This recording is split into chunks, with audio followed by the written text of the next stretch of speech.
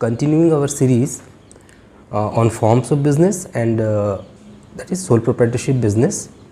आज हम लोग डिस्कस करेंगे merits and demerits of sole proprietorship business form. आप लोग अपनी बुक अपने पास रखोगे, what ever book you have, preferably अगर NCERT हो तो जो भी पॉइंट्स मैं कहता हूँ तो आप अपनी बुक से उसको मिलाते जाओ. Okay. The first point about the advantages of a soul proprietorship business is quick decision making. मतलब क्या हुआ कि सोल प्रोप्राइटरशिप बिजनेस के अंदर क्या होता है कि आपने जाना कि there is a single owner. तो एक ही व्यक्ति है, सारा चीज़ उन्हीं को देखना है, सारा चीज़ उन्हीं को करना है ना. स्टार्ट भी वही करते हैं, चलाते भी वही हैं, सारा प्रॉफिट्स उनका है, सारा लॉस उनका है. तो मान लो कि during the course of business उनको कोई डिसीजन लेना है तो उनको किसी से बात करने की ज़रूरत नहीं है ना. कि जैसे कि कोई टीम ऑफ मेंबर्स है तो उनके साथ बात करनी है, किसी का अप्रूवल लेना है, खुद से ही उनको सोचना है, खुद से ही डिसीजन लेना है according to best of his understanding, intellect, उनका जो एक्सपीरियंस है उनके आधार पे वो डिसीजन लेते हैं. ऑफ कोर्स फैमिली मेम्बर्स से वो बातचीत कर सकते हैं, बट वो हम लोग अपने जो टेक्स्ट है उसमें तो ये सब चीज़ें नहीं लिखते हैं. हम लोग लिखते हैं कि भाई सारा चीज़ उनको डिसीजन लेना है तो फटाक से वो डिसीजन ले लेंगे, है ना. कहीं से अप्रूवल लेना है, कहीं पे उन्होंने लेटर डाला, उसका रिज़ल्ट आएगा तब हम डिसीजन लेंगे. नो, नथिंग लाइक दैट, है ना.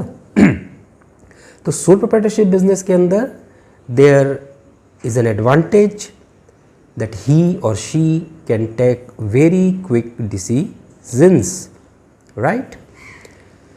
तो इसका फ़ायदा क्या हो जाएगा कि मार्केट अपॉर्चुनिटीज़ अगर कुछ है, यानी मार्केट में कुछ ऐसा दिख रहा है कि अगर हम अभी इस चीज़ का बिज़नेस कर लें या अपने जो प्रोडक्ट्स हैं उनके साथ इसको ऐड कर लें या अपनी सर्विसेज हैं उन सर्विसेज के साथ हम इस सर्विस को भी ऐड कर लें तो वो तुरंत डिसीजन ले लेंगे और तुरंत उस पर एक्ट कर सकते हैं.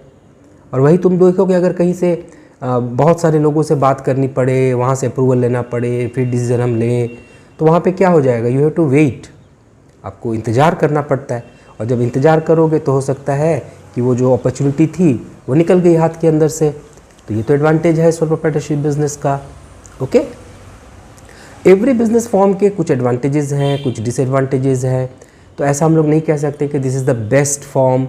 अलग अलग सिचुएशंस, अलग अलग पर्सन्स, अलग अलग चीज़ों के हिसाब से फॉर्म्स ऑफ बिजनेस काम करते हैं.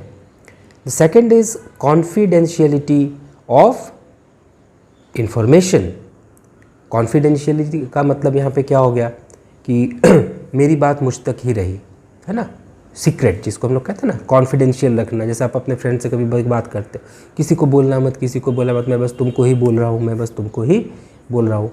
अब बाद में पता चलता है क्या कि उसने सबको बता दिया, राइट. तो ऐसा तो चलो चलता है फ्रेंडशिप के अंदर, बट जहाँ तक बिज़नेस की बात आती है तो यहाँ पे बहुत सारी चीज़ें क्या होती है ना कि आपको सीक्रेट रखनी पड़ती है. अब मान लो कि आप एक प्रोडक्ट बना रहे हो, उसमें सर्टेन एक तरह का फार्मूला आप यूज़ कर रहे हो. अब वो फार्मूला आपने बता दिया सबको, तो फिर क्या होगा, आपके कितने सारे कंपटीटर्स खड़े हो जाएंगे एंड वो फिर अल्टीमेटली क्या करेंगे, आपके बिज़नेस को ही नुकसान पहुँचाएंगे, राइट. तो बहुत सारी ऐसी इन्फॉर्मेशंस होती है. मैंने तो आपको एक एग्जांपल दिया about the formula of the product. एक चीज़ मैं तुमको एग्जांपल दूँ, लाइक ये हल्दीराम की भुजिया, आई थिंक आप लोग सबको पसंद आती होंगी, है ना, इंक्लूडिंग मी, सबको अच्छी लगती है.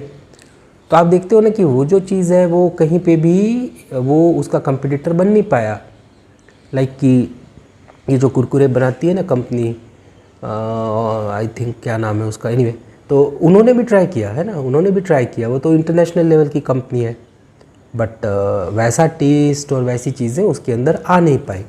तो दैट इज़ द, क्या बोल सकते हो कि king. So Haldiram is the king of that thing. अगर हल्दीराम का कोई नाम लेता है तो सबसे पहले उसके माइंड में क्या आता है, हल्दीराम की भुजिया. तो अब उसका एक पर्टिकुलर ट्रेड सीक्रेट है कि नहीं, उसका ट्रेड सीक्रेट है कि वो कैसे बनेगा, उसमें क्या इंग्रेडिएंट्स होंगे, कौन से मसाले कितना पड़ेगा, वो सारा उसका सीक्रेट है. उसने किसी से शेयर नहीं किया, है ना. ऑफ कोर्स अपना जो फैमिली जनरेशन्स हैं उन सब के साथ होती बात, बट अदर्स को तो उन्होंने शेयर नहीं किया. तो क्या हुआ, उनकी मोनोपोली बनी हुई है, तो वो उनके बिज़नेस को बनाए हुए हैं. और वही अगर वो सबको बता देंगे तो पता चलेगा इस तरह की 10-50 कंपनियां खड़ी होंगी, तो फिर उनके बिजनेस पे असर पड़ेगा कि नहीं पड़ेगा। तो कॉन्फिडेंशियलिटी ऑफ इंफॉर्मेशन मतलब बहुत तरह की इंफॉर्मेशन होती है, तो ये जो सोल प्रोप्राइटर है वो खुद अपने तक ही सीमित रखते हैं उनको, राइट। तो वो चीज़ें बाहर नहीं आ पाती है। दूसरी बात क्या हो जाती है कि सोल प्रोप्राइटरशिप बिजनेस है ना, उनको जो अपना जो बिज़नेस का ट्रेड रिजल्ट्स हैं, balance sheet, profit and loss account, उसको कहीं पे पब्लिश नहीं करना पड़ता है। लाइक जॉइंट स्टॉक कंपनी जब हम लोग देखेंगे ना, तो जॉइंट स्टॉक कंपनी में आप देखोगे कि they have to publish their information, financial information in the form of statement of profit and loss and balance sheet, तो वो उनको पब्लिश करना पड़ता है। सोल प्रोप्राइटरशिप के साथ ऐसा नहीं है, तो इवन वो उनके जो प्रॉफिट्स हैं, उनकी जो डिफरेंट टाइप ऑफ एक्सपेंसेस हैं, वो किसी को बताने की ज़रूरत नहीं है, ठीक है ना। तो ये confidentiality of information soul proprietorship business में मेंटेन हो सकती है। डायरेक्ट इंसेंटिव, इंसेंटिव का मतलब क्या हो गया, मेहनताना, यानी आप जैसे कहीं पे कुछ काम करते हो तो बदले में आपको कुछ रिटर्न मिलता है। लाइक अगर हम कहीं जॉब करते हैं तो क्या होता है, हमको वहाँ से सैलरी मिलती है। अगर हम कहीं बैंक में पैसा डिपॉजिट करते हैं तो क्या होता है, हमको वहाँ से इंटरेस्ट मिलता है।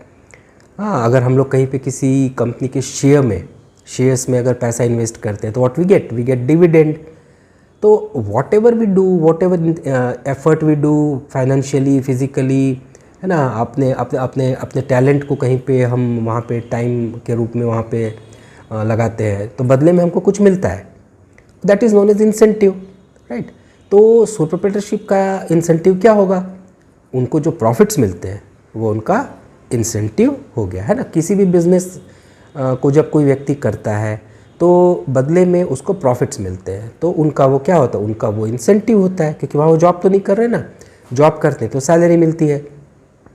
तो यहाँ पे जो इंसेंटिव है वो पूरा का पूरा किसको मिलेगा, आप लोग बताओ, है ना। सोल प्रोप्राइटरशिप क्या होती हैं, उनके फीचर्स क्या होते हैं, ये तो आपने सीखा।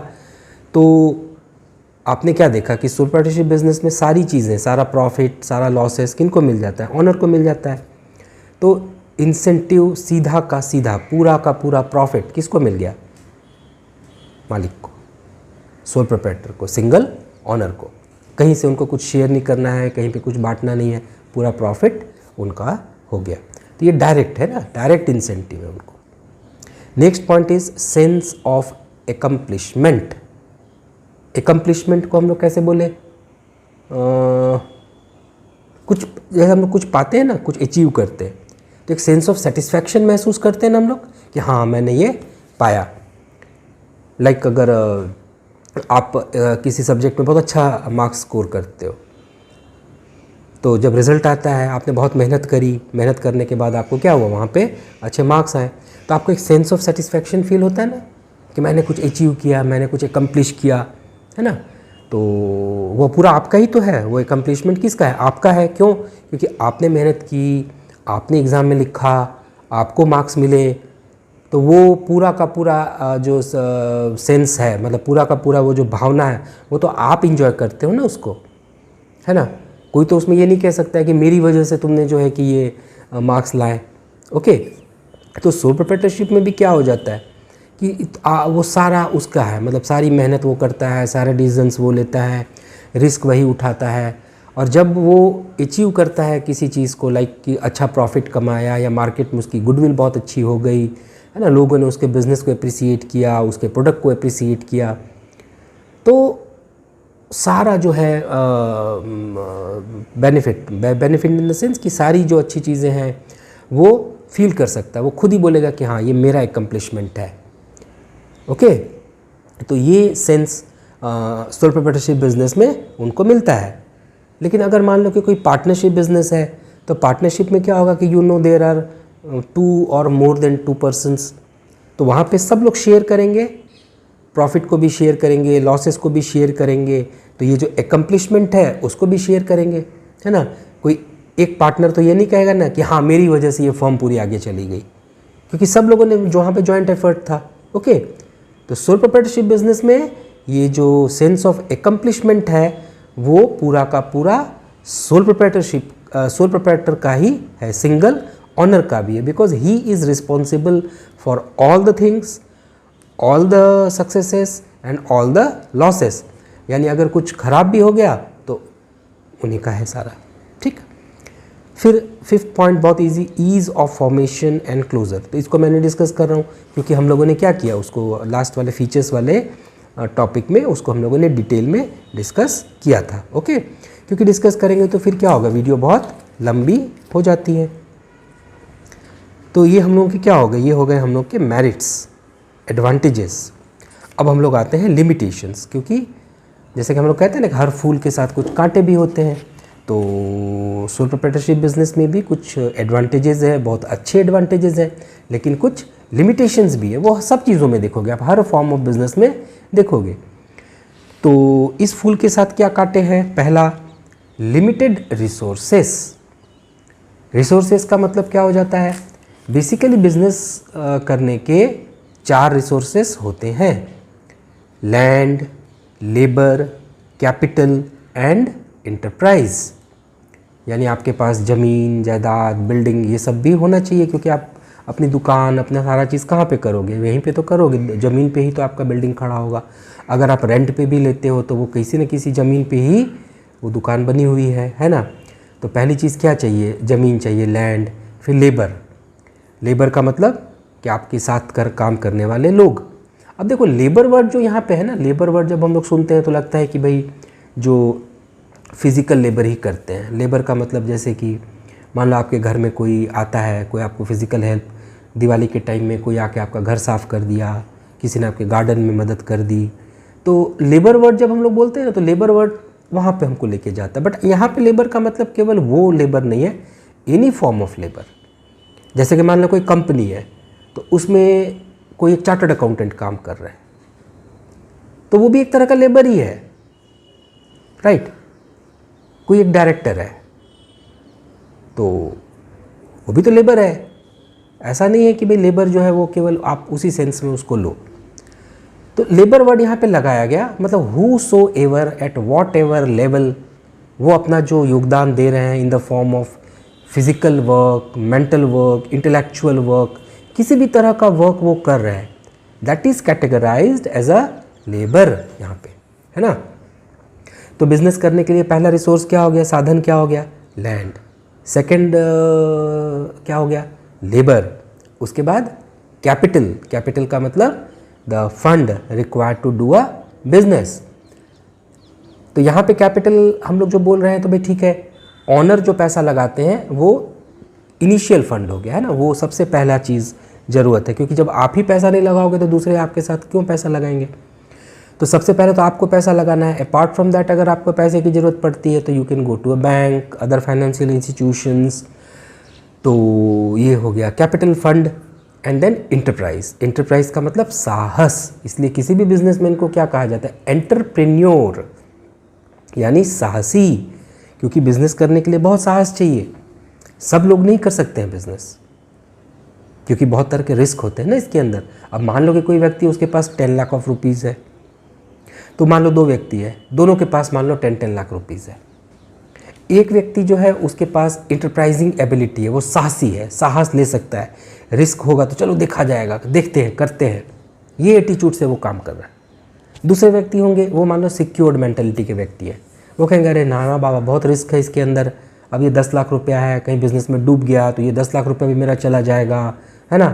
तो वो क्या करेगा, छोड़ो इसको बैंक में फिक्स डिपॉजिट करा दो, 5% 8% का रेट मिलता रहेगा, आई एम सेटिस्फाइड, ओके।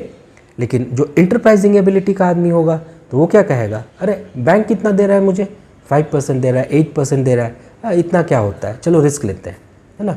तो उसने बिजनेस में लगाया, अब एंटरप्राइज किया, उसने मेहनत की, उसे प्रॉफिट हुआ, तो profit can be up to 50, 80, 100% हो सकता है। तो बैंक में जहाँ पे मेरा 10 लाख कितना बन रहा है, 10 लाख 5,000, 10 लाख 50,000 बन रहा है, तो यहाँ पे कितना बन गया, 10 लाख का 20 लाख हो गया, है ना। तो इसलिए कहा जाता है ना कि मोर रिस्क मोर गेन, यानी आप जितना रिस्क लेते हो आपको गेन भी उतना होता है। फिर कहते हैं ना नो रिस्क नो गेन, ये भी एक कहावत है कि आप रिस्क नहीं लोगे तो गेन नहीं होंगे, है ना। तो अब आप देखते हो ना, जैसे हम लोग की क्रिकेट की टीम का अगर हम लोग एग्जांपल लें, हम लोग बार बार क्रिकेट के साथ रिलेट करते हैं इसको, क्योंकि क्रिकेट भी एक टीम वर्क है, क्रिकेट में भी टीम जीतती है, बिजनेस में भी क्या होता है, टीम जीतती है। तो अब sole proprietorship business is not like cricket exactly, उसको आप जैसे लॉन टेनिस हो गया या जो सिंगल प्लेयर गेम हो गई, तो वहाँ पे भी तो रिस्क लेते हैं, है ना। आप जैसे मान लो कि सिंगल प्लेयर में हम लोग क्या ले लें, चेस ले लो मान लो अगर, तो चेस के सबसे बड़े प्लेयर हमारे इंडिया के कौन है बोलो, पता है ना आपको, विश्वनाथन आनंद है। तो विश्वनाथन आनंद जब मान लो कि मैच खेल रहे हैं, तो वहाँ पे वो क्या करेंगे, कुछ रिस्क ले लेंगे कि चलो ये मैं स्टेप चलता हूँ, है ना, इस प्यादे को चलता हूँ, और सामने वाले वहाँ पे हार गए, है ना, क्योंकि वो उनकी जो कैलकुलेशन है उसको समझ नहीं पाए। तो उस रिस्क ने क्या किया, उनको वहाँ पे जिता दिया। हो सकता है कि वो रिस्क उनका रिवर्स काम कर जाए, है ना, तो हार भी सकते हैं। लेकिन अगर मान लो विश्वनाथन आनंद ये क्या सोचते हैं कि अरे नहीं नहीं रिस्क नहीं लेते हैं, सामने वाला समझ ही जाएगा, मुझे हरा ही देगा, कहीं मेरा दांव उल्टा पड़ गया तो क्या होगा, तो फिर वो जो जीतने की संभावना थी वो तो ख़त्म हो गई ना। तो रिस्क लिया उन्होंने और वहाँ पे वो काम कर गया तो वो जीत गए।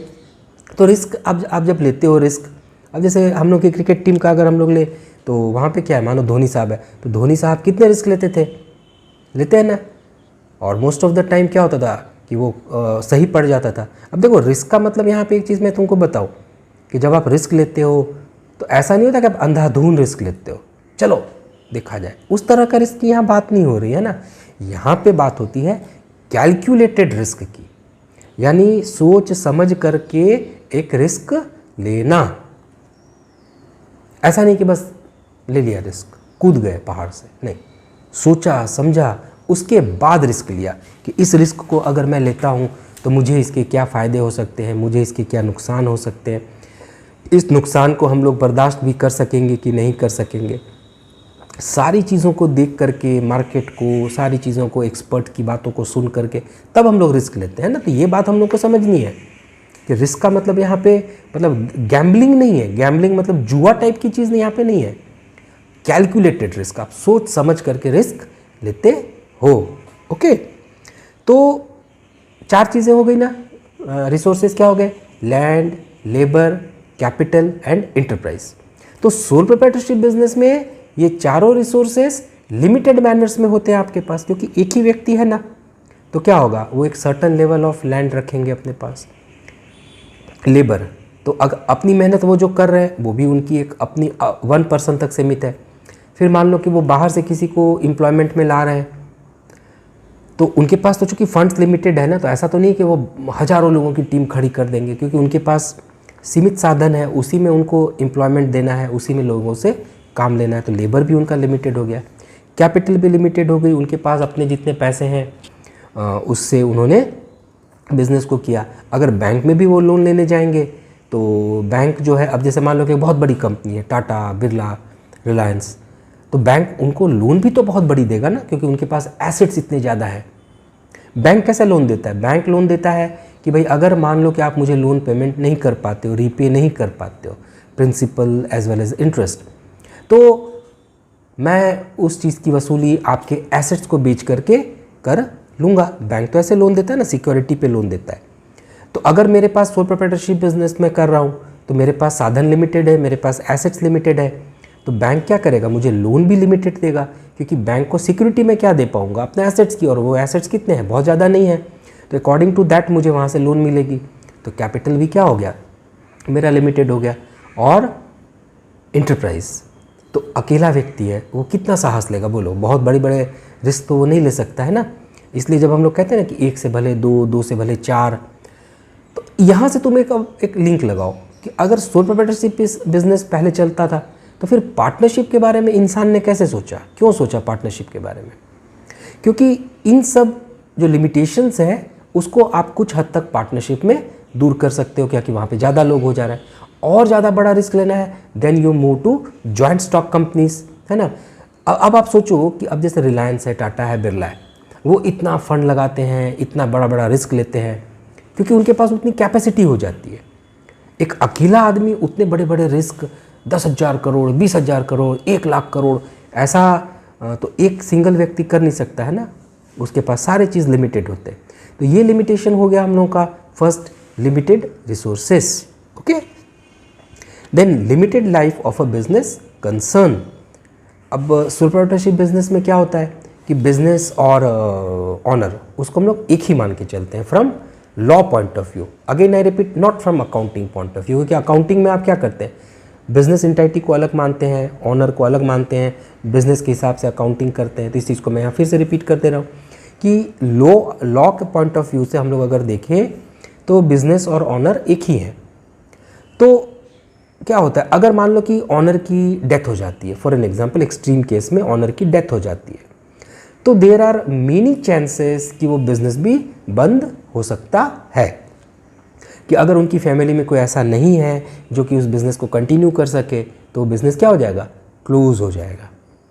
तो ये एक रिस्क है, ये एक लिमिटेशन है कि ऑनर के नहीं होने से बिज़नेस के भी ना होने के चांसेस बहुत ही बन जाते हैं। 100% केसेस हम लोग नहीं बोल सकते हैं, क्योंकि उनकी फैमिली में अगर कुछ है, कोई है, उनका बेटा है, उनकी मिसेस हैं, हाँ, तो वो उस बिज़नेस को कंटिन्यू कर सकते हैं। बट हमेशा ऐसा होगा ये भी हम लोग नहीं बोल सकते, है ना। तो limited life of a business concern. Unlimited liability, ये भी हम लोगों ने फीचर्स में देखा था। अनलिमिटेड लायबिलिटी का मतलब क्या, कि जो ऑनर है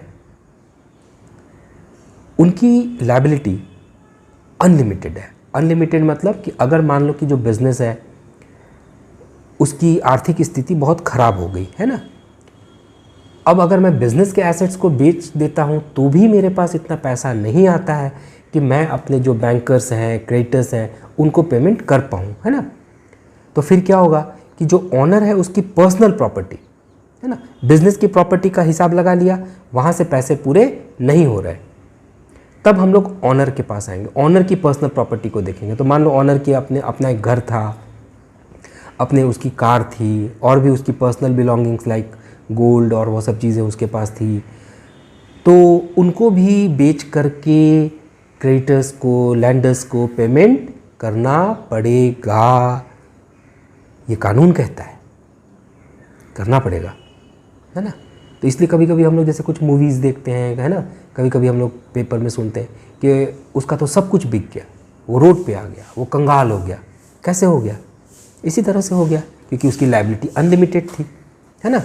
तो ये लिमिटेशन हम लोग की कहाँ जाके ख़त्म हो सकती है, किस फॉर्म ऑफ बिजनेस में ये लिमिटेशन नहीं रहता है? जॉइंट स्टॉक कंपनी में। जॉइंट स्टॉक कंपनी में क्या होता है कि जो शेयर होल्डर होते हैं ना, वो ऑनर्स होते हैं बिजनेस के। तो अगर मान लो कि शेयर होल्डर ने उस कंपनी में 10,000 रुपये लगाए थे, तो उसकी लायबिलिटी 10,000 तक ही फिक्स हो जाती है। 10,000 उसने दे दिया, अब उसकी लायबिलिटी ख़त्म। अगर मान लो कंपनी दिवालिया हो जाती, इंसॉल्वेंट हो जाती है, तो फिर वहाँ पे ये नहीं कहा जाएगा कि भाई शेयर होल्डर को कि अरे तुम अपना घर बार भी बेच दो, बेच करके क्रेडिटर को पैसा दो। वहाँ पे ऐसा नहीं होता है। इसलिए तुम लोग क्या देखते हो कि कोई कंपनी होती है ना, तो कंपनी का नाम कैसे लिखा होता है? Reliance India limited. तो यहाँ लिमिटेड का मतलब क्या है? लायबिलिटी इज लिमिटेड, इसलिए वहाँ पे लिमिटेड वर्ड लगाया जाता है। ओके, है ना, इंटरेस्टिंग।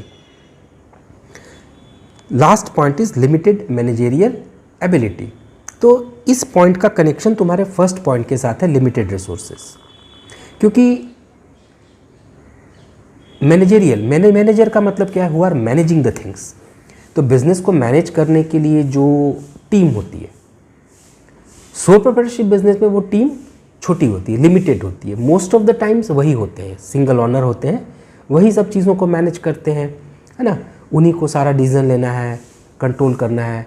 तो मैनेजर्स जो है वो क्या करते हैं? वो प्लान करते हैं, चीज़ों को ऑर्गेनाइज करते हैं, चीज़ों को कंट्रोल करते हैं। ये सारा काम किसका होता है? मैनेजर्स का होता है। तो सोल प्रोप्राइटरशिप बिजनेस में मोस्ट ऑफ द चीज़ें वो सिंगल ऑनर ही करता है। अगर मान लो सोल प्रोप्राइटरशिप में रहते रहते ही मेरा बिजनेस एक सर्टन लेवल तक ग्रो किया, तो आपने क्या किया कि हो सकता है कि किसी को अपने यहाँ पे एम्प्लॉयमेंट दे दी, उनको भी कुछ रूल आपने दे दिया, डेलीगेट कर दिया अपने पावर को कि कुछ डिसीजंस आप भी लो, है ना। लेकिन फिर भी तो लिमिटेड हो जाएगा ना। मतलब जैसे आप कंपेयर करो एज़ कंपेयर टू रिलायंस और टाटा बिरला, तो वहाँ तो कितने बड़े बड़े टीम है ना। एक एक डिपार्टमेंट में देर आर 40, 50, 100 ऑफ मैनेजर्स। एक डिपार्टमेंट है, उसमें कितने सारे मैनेजर्स हैं, दूसरा डिपार्टमेंट है उसमें कितने सारे मैनेजर्स हैं, और सारे मैनेजर्स का फिर ऊपर में जाके फिर रीजनल मैनेजर्स, फिर जोनल मैनेजर्स, फिर कंट्री मैनेजर, उसके बाद में फिर मुकेश अंबानी, है ना।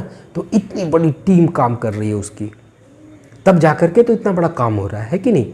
अब तुम सोचो कि अगर सिंगल मुकेश अंबानी सारा चीज़ अपने मैनेज करे, है ना, पेट्रोकेमिकल्स को भी मैनेज कर रहे हैं, इधर जियो को भी मैनेज कर रहे हैं, इधर में रिलायंस स्टोर्स को मैनेज कर रहे हैं, तो एक इंसान का तो लिमिटेड होगा ना decision making capacity, time, energy, सारा चीज़ तो लिमिट होगा उनके पास। तो अकेले तो वो कभी इतना काम इतना बड़ा कर ही नहीं सकते थे, है ना। तो उन्होंने क्या किया, कंपनी, जॉइंट स्टॉक कंपनी बनाई, जॉइंट स्टॉक कंपनी के द्वारा ये सारी चीज़ें पॉसिबल हो पाई, राइट। तो सोल प्रोप्राइटरशिप बिजनेस में ये भी एक लिमिटेशन है कि मैनेजरियल एबिलिटी ये भी उनकी लिमिटेड हो जाती हैं। ओके, तो आज हम लोगों ने क्या डिस्कस किया, आज हम लोगों ने डिस्कस किया merits and demerits, advantages and limitations of sole proprietorship business. Okay, so in our next class हम लोग दूसरे फॉर्म ऑफ बिजनेस में डिस्कस करेंगे। Okay, take care.